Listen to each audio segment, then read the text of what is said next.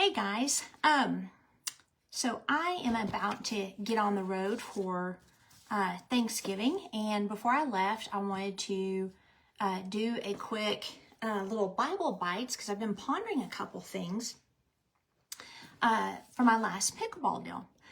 Okay, so you may be like, okay, man, I feel just like discombobulated here. What's happening?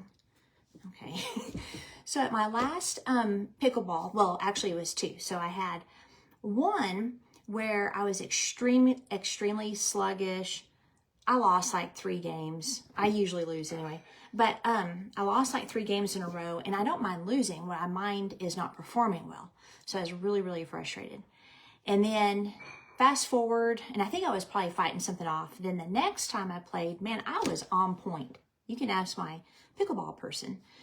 Of course, I didn't win still because I don't know. But anyway, but he was like, man, you're doing really well and your shots are like low and my backhand and all that. So I was just kind of pondering that. And I was like, I would say the difference other than feeling better the second time, but that didn't even explain because I felt like I was performing really well, is being aware of stiffening and making sure my movement was fluid. So whenever, like my backhand, I've been working on, and thanks to his help, he told me, he said, hey, when you're doing your backhand, you're staying stationary, and so you're having a twist, and it's like limiting your mobility. And he said, so you need to turn your whole body and then hit it like one fluid motion. And I was like, okay. So I started practicing that, and sure enough, that made a big difference. The next thing I noticed is every time I would underperform, I would stiffen right in the movement. So it's like you stiffen and you kind of move a little bit, but if I breathe and I just let my whole body go through the movement, it turns out so much better. So I was kind of pondering that, and I thought about something that Coach Greg had talked about when I used to do kettlebell training with him, is you cannot breathe and be in fear at the same time. So when I thought about the pickleball situation, I'm like, okay, so anytime I would stiffen right when it was time to hit the ball, I was in my head. Like something was going on. I was either distracted, or I was thinking about the movement too much, or whatever it might look, or I was frustrated with myself because I wasn't performing well. And then I found that whenever I would just, there was one, let me demonstrate. So there was one where, so as a backhand, so I literally went like this and then just, it was like a ballet move. And I was like, what was that? Anyway, it was a really good shot and I ended up getting the ball back. But I realized that a lot of times we feel that if we control things, life will be better, when actually we need to breathe and go with the flow. The more relaxed I am and I allow the movements to occur, the better I play. So yesterday, I was finishing up this book. It's really good. I Want to Trust You, But I Don't, by Lisa TerKeurst. Now, just let me give a disclaimer. I don't like her theology on God allowing things. Like if you read a lot of what she thought God allowed, God had nothing to do with. It was people's decisions. And there's this idea that God will stop things, but people are sovereign. And so that's why he equips us to go through difficulties, because our lions and our bears prepare us for the future, right? David wouldn't have been able to kill Goliath if he didn't have the lion and the bear previously. So anything we face, he will equip us and it will work for our good. And so this whole allowing, God allowing bad things to happen to us is actually a crap doctrine. I'm just going to put it to you straight. But other than that, the book's good. So on page, oh no, I put 15, but I know it's, 154. Okay. She had this neat exercise that she does, but I wanted to,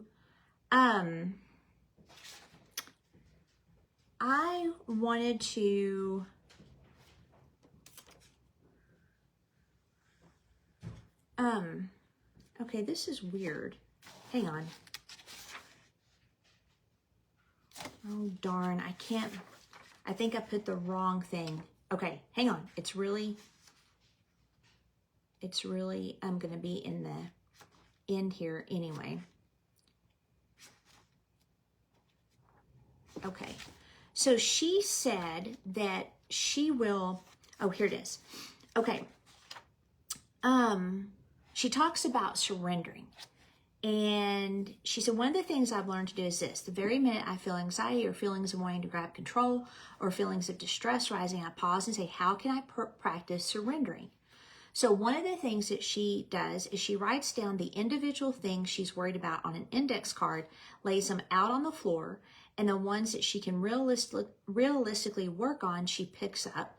And then all the others she tucks into her Bible, which I really liked that idea. But, and you can do this with fears and do like emotional intelligence work and things like that. That's great. But one of the things that I thought of that Holy Spirit's had me do where this exercise could apply as well is anytime there's fear or anxiety or any negative emotion that does not match what I'm, the difficulty I'm facing, always pause, because typically that means there's a past situation trying to insert itself into my present situation. So if it's hysterical, it's not historical, right? And so I live my life challenging my emotions and thoughts like, okay, this may be something that's happened before. I then ask Holy Spirit to show me what's going on. He does. And then we deal with whatever wound there might have been or past, thought structure that may be causing me to think in a way that is not clear. With this, I thought another thing that it could apply to is I'm always sensitive to Holy Spirit saying, okay, I want to work on this part of your life, or I want to deal with the things that happened to you when you lived here, or whatever it may be, or hey, let's work on, like back in the day when I was angry all the time, he's like, okay, we need to work on anger. And so he gave me a strategy. I think it was like in my 30s. And I'm like, okay, well, you could like literally get with Holy Spirit, definitely write down fears, see where they were born from, scriptures you can use, the things that you feel you can deal with now. But you could also use the index cards for your renewing of your mind, your soul, which is your mind, will, and emotions.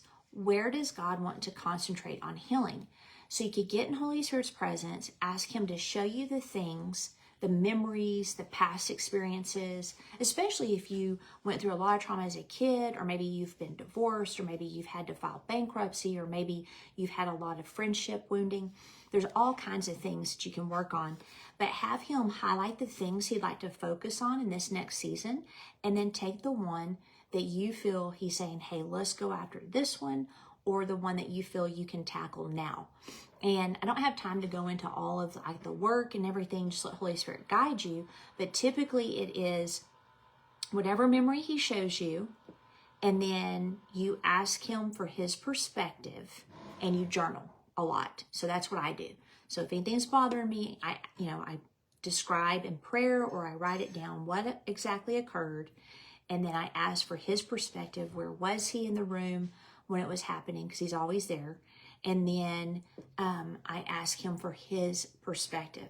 So remember, God is in charge, not in control. So that means that people are sovereign. They're going to make decisions that he would never want them to make. But he is what you need in the face of that challenge. So you got to get away from the idea that he allows bad things to happen to you. I do know our life is filtered through his care, but sometimes people just make bad decisions and they hurt us. And then the other thing is I liked this. Let me see if I can find it. This is really, really good. It was about manna, and it kind of goes along. Yeah, it goes along with what we're talking about.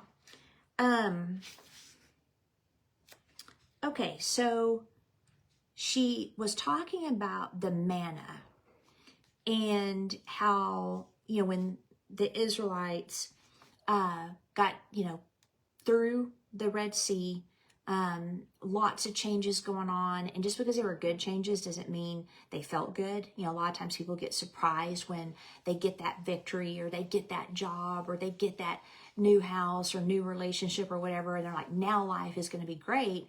And I have found in my coaching business that that's most of the time is when something great has occurred or there's a victory or a promotion or whatever, then all of a sudden they're struggling.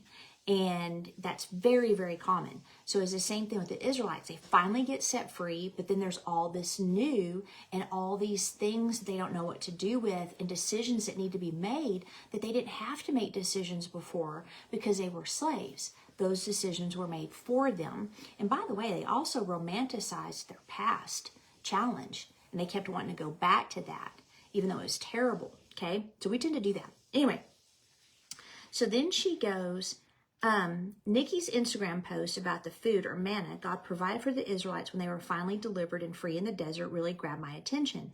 She explained that the word manna means, what is this? And there it was, a detail I never knew before, but desperately needed to learn right now.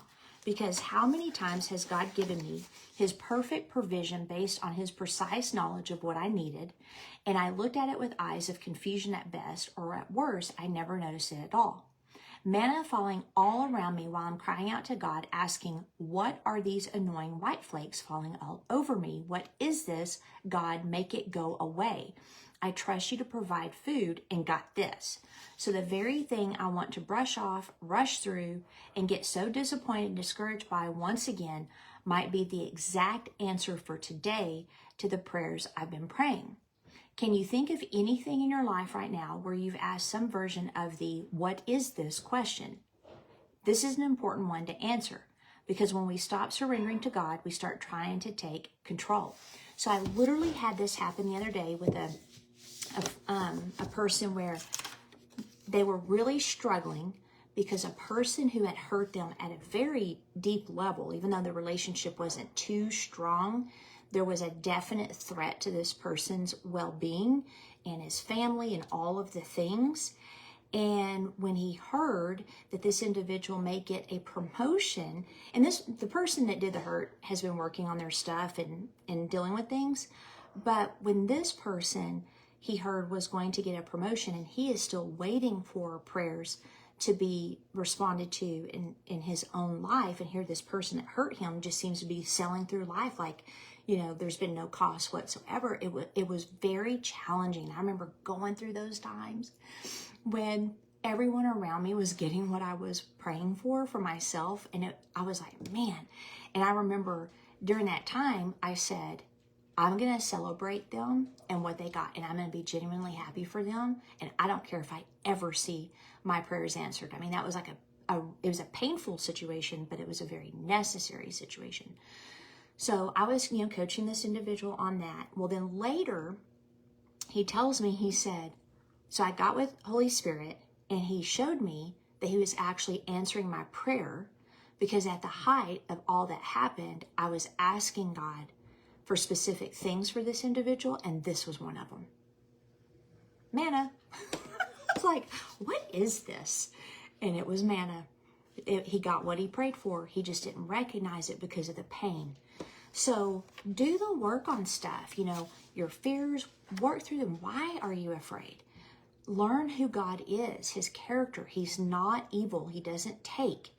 Understand he's in charge, not in control. So being in charge means he's going to give you the strategy and the tools and the things that you need to get out to the other side of this difficulty, a better person and with more spoils, right?